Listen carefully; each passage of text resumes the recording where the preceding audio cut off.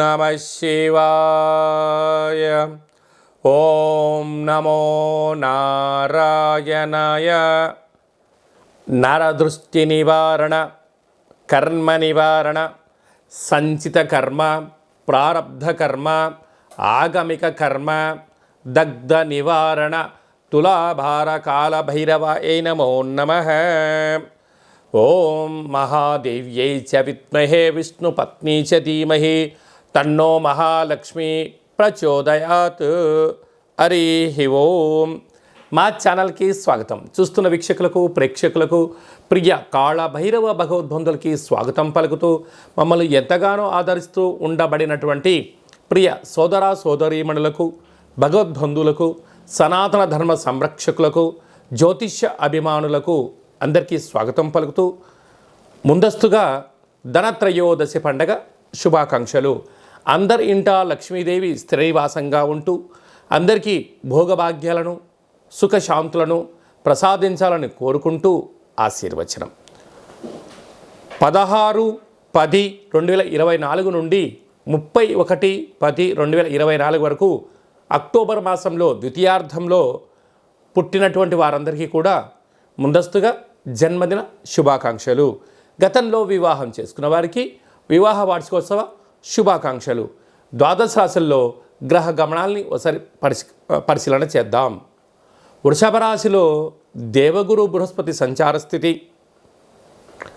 కన్యరాశిలో కేతు సంచార స్థితి, తులారాశిలో రవిబుధ సంచార స్థితి, వృశ్చిక రాశిలో శుక్ర సంచార స్థితి, కుంభరాశిలో శని భగవానుడు సంచార స్థితి, మీనరాశిలో రాహు సంచార స్థితితో ద్వాదశ రాశుల్లో గ్రహ గమనాలు ఈ విధంగా ఉన్నాయి. వృశ్చిక రాశి వారు ధనత్రయోదశి పర్వకాల సమయంలో మహాలక్ష్మీదేవి అమ్మవారిని ఇంటికి స్వాగతం పలకడానికి ఎలాంటి విధులను పాటించాలో ఈ వీడియోలో సవివరంగా సంపూర్ణంగా తెలుసుకుందాం. వృశ్చిక రాశిలో ఏ నక్షత్రాలు వస్తాయనగా విశాఖ నక్షత్రం చివరి పాదం 4వ పాదము, అనురాధ నక్షత్రంలో 4 పాదాలు, జ్యేష్ఠ నక్షత్రం 4 పాదాలు కలిపితే వృశ్చిక రాశి.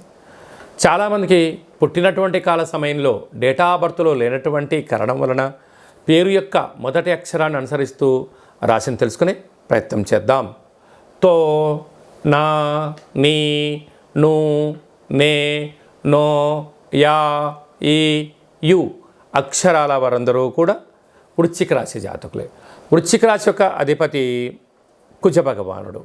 వీరికి రాశిలోనే శుక్ర భగవానుడు ఉండడం, అర్ధాష్టమ శని, పంచమ స్థానంలో రాహు, సప్తమంలో దేవగురు బృహస్పతి, అష్టమంలో కుజ భగవానుడు, ఏకాదశంలో శుక్రుడు, వ్యయంలో బుధాదిత్య రాజయోగం కారణం వలన ఒకవైపు అర్ధాష్టమ శని, అష్టమంలో కుజుడు, వ్యయంలో 2 గ్రహాలు అనుకూలం లేని కాలము అని చెప్పి గమనించాలి.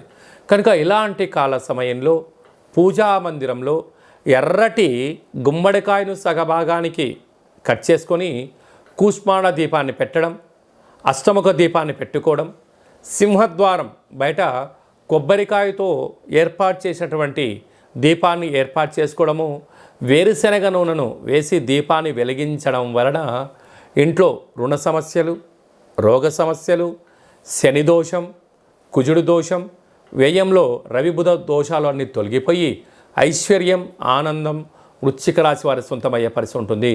కనుక వీలైనంత వరకు మీ జన్మ నక్షత్రం రోజున పూర్ణిమ, అష్టమి తిథి ఎందున దూర వాయు జల ప్రయాణాలు పెట్టుకోవద్దు, డబ్బులు ఇవ్వద్దు, డబ్బులు తెచ్చుకోవద్దు, ప్రశాంతంగా ఉండే ప్రయత్నం చేయండి, ఆవేశానికి దూరంగా ఉండండి, జ్ఞానంగా ఉండండి, మౌనంగా ఉండండి.